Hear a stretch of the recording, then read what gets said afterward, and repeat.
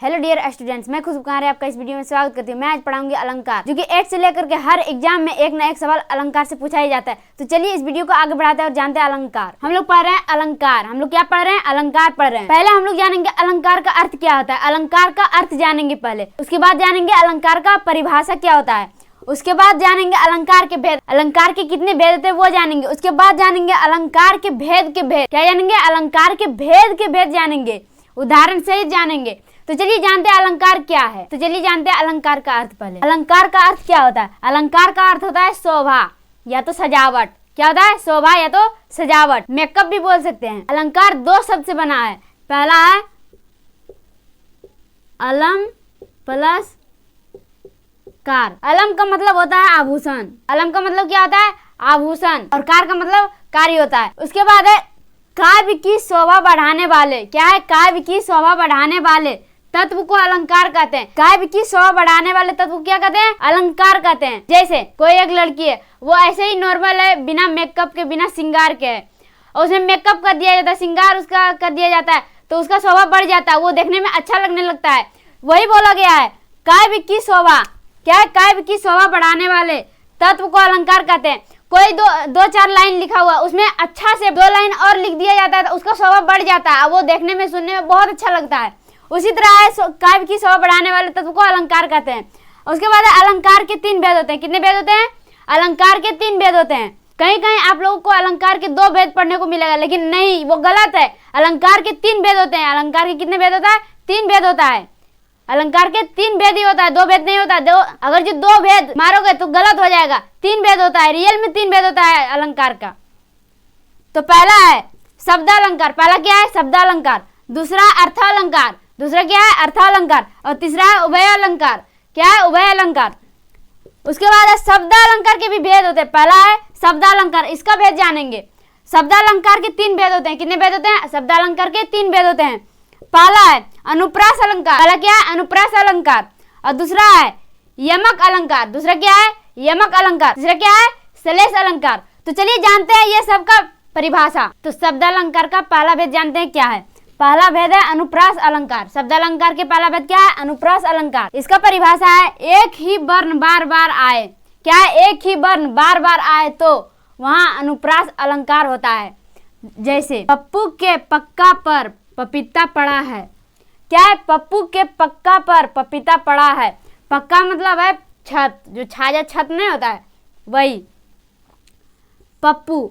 ये बार बार एक ही जैसा लग रहा है, पहले सुनने में एक ही जैसा लग रहा है, ये बार बार एक ही वर्ण आ रहा है, बार बार आ रहा है ना एक ही वर्ण, और सुनने में भी लग रहा है एक ही जैसा। पप्पू के पक्का पर पपीता पड़ा है। क्या है? पप्पू के पक्का पर पपीता पड़ा है। एक ही जैसा सुनने में भी लग रहा है, और वर्ण भी आ रहा है बार बार। वर्ण भी क्या हो रहा है? बार बार आ रहा है, एक ही वर्ण बार बार आ रहा है। तो ये हो जाएगा अनुप्रास अलंकार। दूसरा है यमक अलंकार। दूसरा क्या है? यमक अलंकार। इसका परिभाषा जब एक शब्द का प्रयोग 2 बार होता है। क्या है? जब एक शब्द का प्रयोग 2 बार होता है और दोनों बार उसके अर्थ अलग अलग होते हैं। क्या है? और दोनों बार उसके अर्थ अलग अलग होते हैं, तब यमक अलंकार होता है। तब क्या होता है? यमक अलंकार होता है। जैसे सजना है मुझे सजना के लिए। अब सजना 2 है। अब कौन सा सजना किसके लिए है वो पता नहीं, लेकिन पहला सजना है तैयार होना, यानी कि मेकअप वेकअप करके। किसके लिए सजना है? सजना के लिए। किसके लिए? सजना के लिए, यानी अपने पति के लिए। ये सजना है मेकअप वाला, और ये सजना है एक लड़का। ये क्या है? एक लड़का है, और ये सजना है मेकअप। दूसरा है जय जय राम। क्या है? जय जय राम, जय जय सीता। जय जय बार बार आ रहा है, लेकिन यहाँ राम है और यहाँ सीता है। यहाँ क्या है? राम और यहाँ सीता है। तो एक शब्द का प्रयोग 2 बार हो रहा है, यही है यमक अलंकार। तीसरा है श्लेष अलंकार। तीसरा क्या है?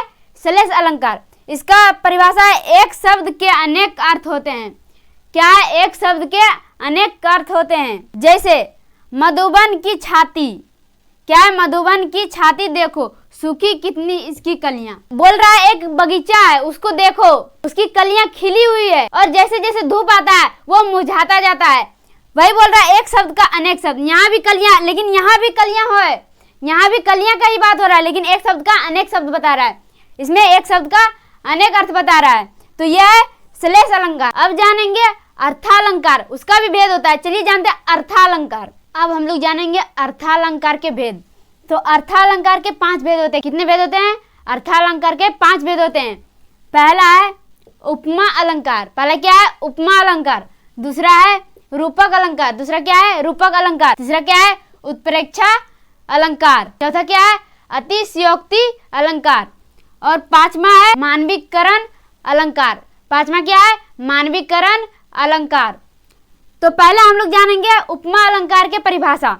तो उपमा अलंकार की परिभाषा है जब पंक्ति में योजक चिन्ह, ये माइनस, इसको माइनस नहीं बोलते, हिंदी में इसको योजक चिन्ह बोलते हैं। क्या बोलते हैं? योजक चिन्ह। और मैथ में इसको माइनस का चिन्ह बोलते हैं। मैथ में इसको माइनस का चिन्ह बोलते हैं। आए वह शब्द सा सी से सरिस आए तो वह उपमा अलंकार होता है। क्या होता है? उपमा अलंकार। योजक चिन्ह रहे लेकिन उसके बाद सा सी से सरिस ये तीनों चारों भी रहे तो इसे उपमा अलंकार कहते हैं। तो इसे क्या कहते हैं? उपमा अलंकार कहते हैं।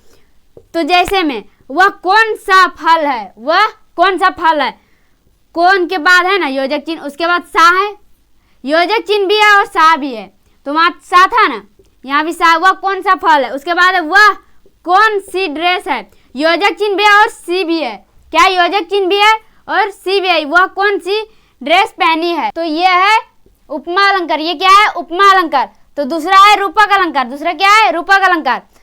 इसका परिभाषा है जब पंक्ति में क्या है? जब पंक्ति में केवल योजक चिन्ह आए, केवल योजक चिन्ह आए और सा सी से ये सब ना आए तो वह रूपक अलंकार है। तो ये क्या है? रूपक अलंकार। जैसे ये मेरे माता पिता है, ये क्या है? मेरे माता पिता है। इसमें योजक चिन्ह है सिर्फ, सा से सी कुछ नहीं है, इसमें सिर्फ योजक चिन्ह है। उसके बाद आप मेरे भाई बहन हो तो इसमें सिर्फ योजक चिन्ह है और सा से सी कुछ नहीं है। तो ये क्या है? रूपक अलंकार। ये क्या है? रूपक अलंकार। तो चलिए जानते हैं और 3 भेद है वो। तो तीसरा भेद क्या है? उत्प्रेक्षा तो तीसरा भेद क्या है? उत्प्रेक्षा अलंकार। तो इसका परिभाषा है यदि पंक्ति में क्या है? यदि पंक्ति में अनु जनु मनहु मानो जानो आदि आता है तो वह उत्प्रेक्षा अलंकार होता है। तो क्या आता है? उत्प्रेक्षा अलंकार। इसमें अनु जनु मनहु मानो जानो ये आता है तब होता है ये उत्प्रेक्षा अलंकार। तो जैसे मानो वह मेरी दोस्त है, मानो वो मेरी दोस्त है, यहाँ मानो वह मेरी दोस्त है। उसके बाद मनु कहाँ थी, यहाँ भी है मनु। उसके बाद जानो तब बोलो, होता है ना, बिना जाने बात को ज्यादा बोलने लगता है, इसीलिए वहां बोला जाता है पहले बात को जानो उसके बाद बोलो कुछ, वही बोला गया है जानो तब बोलो। चौथा है अतिशयोक्ति अलंकार। चौथा क्या है? अतिशयोक्ति अलंकार। इसका परिभाषा जब किसी बात का वर्णन बहुत बढ़ा चढ़ा कर किया जाए। इसमें क्या है? जब किसी बात का वर्णन बहुत बढ़ा चढ़ा कर किया जाए तब वह अतिशयोक्ति अलंकार होता है। तो क्या होता है? अतिशयोक्ति अलंकार। जैसे आप सभी गांधी जी की तरह महान हो, गांधी जी की तरह कोई महान नहीं है, अभी गांधी जी की तरह कोई महान है नहीं, लेकिन बढ़ा चढ़ा के बोल रहा है कि आप लोग गांधी जी की तरह महान हो। उसके बाद वह लड़की परी की तरह सुंदर है, वो रियल में एक लड़की है लेकिन परी की तरह नहीं है, ऐसे ही नॉर्मली लड़की है, लेकिन उसको बढ़ा चढ़ा के बोल रहा है कि वह लड़की परी की तरह सुंदर है। तो उसके बाद एक भेद और है, चलिए वो भी जानते हैं। ये लास्ट भेद है 5वां, मानवीकरण अलंकार। क्या है? मानवीकरण अलंकार। इसका परिभाषा जब प्राकृतिक चीजों में मानवीय क्या है? जब प्राकृतिक चीजों में मानवीय भावनाओं के होने का वर्णन हो तब वहाँ मानवीकरण अलंकार होता है। तो वहाँ क्या होता है? मानवीकरण अलंकार। जैसे पंखा हिरन की तरह तेज घूम रही है, पंखा हिरन की तरह तेज घूम रही है, ये निर्जीव को सजीव से तुलना किया गया है। पंखा हिरन की तरह तेज घूम रही है, ये निर्जीव को सजीव से तुलना की गई है। यही है मानवीकरण अलंकार। ये क्या है? मानवीकरण अलंकार। तो मुझे पूरा उम्मीद है कि आप लोग को अलंकार अच्छे से समझ में आ गया होगा। तो चलिए मिलते हैं अगले क्लास में। धन्यवाद।